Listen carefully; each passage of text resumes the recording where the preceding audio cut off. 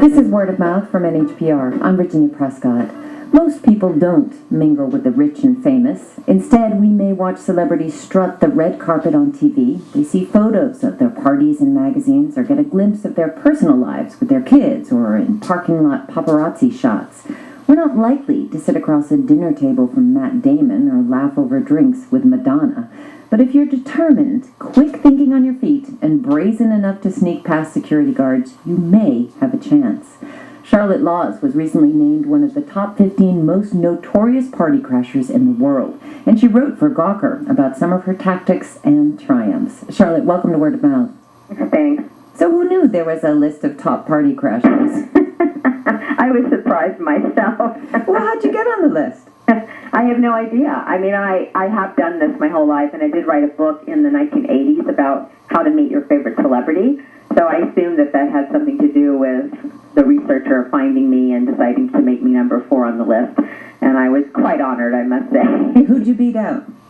I beat out Bill Murray. Whoa. I beat out Queen Elizabeth was on the list. She was number 14. One would think she'd be invited. One would think so. Serena Williams and Lady Gaga got honorable mentions, but did not make the list.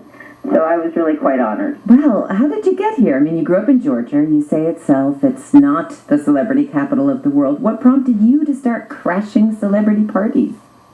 You know, I don't know. My friends, when I was a teenager, when I was 16, 17, my friends would, hang out at parties, get drunk, go bowling, do whatever teenagers would do. And I thought it would be a lot more fun to hang out with the president or celebrities and live the lifestyle of the rich and famous. So I figured the only way I was going to be able to achieve that was to actually crash, because I was not a VIP myself. I certainly didn't have the money to attend one of these events, and so I taught myself how to gate crash. Well, okay, so that takes a lot of tenacity, a lot of drive. Have you come to figure out a way to prepare yourself, kind of create a ritual before crashing a party?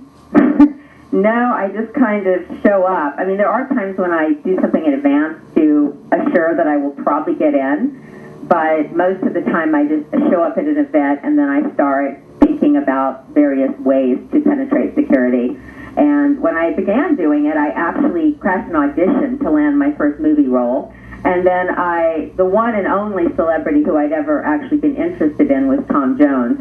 And I was able to meet him and not only land a date with him, but I dated him for 3 years. Whoa. And so from age 18 till 21, and I spent about a year attempting to get my first date with him. I put a lot of effort into making that happen, and then eventually it did. So that's kind of a Cinderella story for me.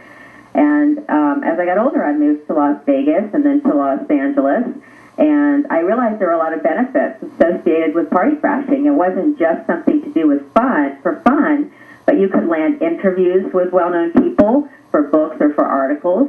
And then I realized that the benefits were getting celebrities signed on to causes or pushing for various legislation and meeting with the president or with senators or whoever might have some sort of impact in a particular form of legislation. So there were a lot of benefits to hobnobbing with the rich and famous. And, you think about some of these fundraisers, which are $40,000 a person or $25,000 a person. The reason people go to these events is because they have that access. They're able to sit down with the president and talk about an issue that's important to them. And I wanted to have that access. So that's what I began to do as I got older. Wow, so a lot there, a lot of strategy, and a real lifestyle kind of choice for you, I guess. You do write in this article about meeting President Reagan a couple of different times, meeting Obama, and I'd love to hear about some of your tactics, like the one that's actually referred to in the title of the article for Gawker, which is called Emergency Delivery for George Clooney, My Life as an A-List Party Crasher. What happened? Well, yeah, this is the last time that I crashed Secret Service. I've actually crashed Secret Service four times. And this was a couple years ago. George Clooney had a fundraiser for President Obama at his house. And so I got there late by mistake, but I got there late, and they had the roads were blocked off around George Clooney's estate with Secret Service officers. And they kind of erred when they removed one of the barricades temporarily. And I just kind of went up the hill in my Nissan, and I was flagged down. And they said, you have to turn around and go back down the hill. And I had this bag that I had purchased from Rite Aid on my seat, and it actually had ponytail holders in it. But I said, oh, I have an emergency pharmaceutical delivery for a Mr. G. Clooney, and I pretended to be reading this little piece of paper, hoping that this Secret Service officer would believe me. And he looked around, not sure what to do. It looked like he was looking for someone else to advise him. And finally he said, I guess you can go up. So I went up to the house. There was nowhere to park because there were catering trucks and service vehicles everywhere. So I had to park in the driveway, which I felt really uncomfortable doing. But I got to go to the event. I got to meet the guests, and it was, it was wonderful. Well, you write about using that, sometimes tears worked for you, being this kind of damsel in distress.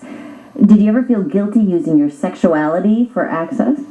Well, that was only one time, and that was the very first time. It was actually, I was 19 years old, and I didn't really intentionally use my tears to get in there. I was claustrophobic. The room was super crowded. This was at in one of the inaugural balls when Reagan had just been elected into office. So I was at Reagan's inaugural ball, and he was on the other side of the rope, along with Jimmy Stewart and various other celebrities. And I didn't even know that I was going to get into the VIP area by crying. I was crying because I was so claustrophobic. I mean, the room it would take an hour or 45 minutes to get from one side to the other, and I couldn't move. And the Secret Service guards were standing right at this roped-off area, and I just started crying. And they had pity on me and let me into this, breezy, open VIP area, and I got to remain in that area for the rest of the evening. But in my mind, I wasn't trying to get over there. I was very happy that I did. And I was able to talk to the president, which was nice. We're talking with Charlotte Laws. She was voted number 4 on the list of the world's 15 most notorious party crashers. Now, Charlotte, you just said that you have gotten through secret security 4 times. Should we be worried about that? Well, no, they always checked me for weapons. I mean, every single time I went into these events, I could not have gotten in with a knife or a gun. So I feel like Secret Service did their job. Their job is to protect the president from someone who wants to harm them. I did not have the means to harm anyone. So to me, they did their job. All of these events, the president was protected, or the president-elect, or whoever it might be that they were protecting. One event was John Kerry when he was running for president, and that was at Walt Disney Hall in Los Angeles, and that was really an amazing event, and that was a hard one to get through because I literally, on that particular occasion, I just kind of rushed through, and Secret Service was yelling at me, "Wait, we didn't see your ticket, come back here," and I just kind of kept going. And then once I got into the main hall, which was still filled with a lot of really interesting, politicians and entertainment people, I was able to get backstage by latching myself onto an actress who I could tell was going backstage. And that's kind of one tactic you can use is you kind of scope out, if you're in a theater or an auditorium, you scope out who you think is heading backstage, and then you very quickly become their friend. And you talk to them as they're walking past security, and security then thinks you're with them, and they let you into the backstage area. So I got into this green room, and that's where Leonardo DiCaprio and Barbra Streisand, and everybody was there. Robert De Niro and John Kerry, and you name it. And it was really nice. I mean, I felt very honored to have made it back there. Well, I'm trying to imagine you. You're at these $25,000 a plate fundraisers or, parties where people are, there's expensive food, expensive cars, your Nissan parked outside some kind of way. And how does that look compared to your daily life, and the people that you spend time with regularly?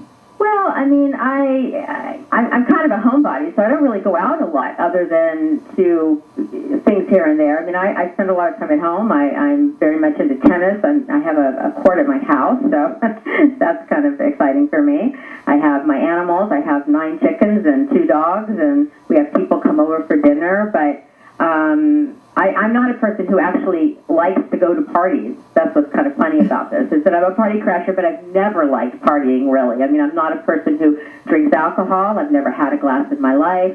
So I have this kind of different lifestyle in a sense, I guess you could say. But I definitely like spicing my life up from time to time, living in the bold zone, having these experiences that are unusual that I can remember and say, wow, that was cool how I was able to do X or Y, or accomplishing a goal because I was able to, meet somebody who, could help me accomplish whatever that goal was. So, I think it really can spice up somebody's life, and I think that people should go after their dreams, pursue whatever it is, whether it's something trivial or whether it's something important to them.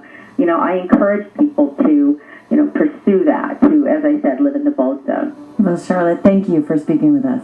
Well, thank you. Charlotte Law, she's an LA-based writer, and she wrote about her experience as a longtime celebrity party crasher for Gawker.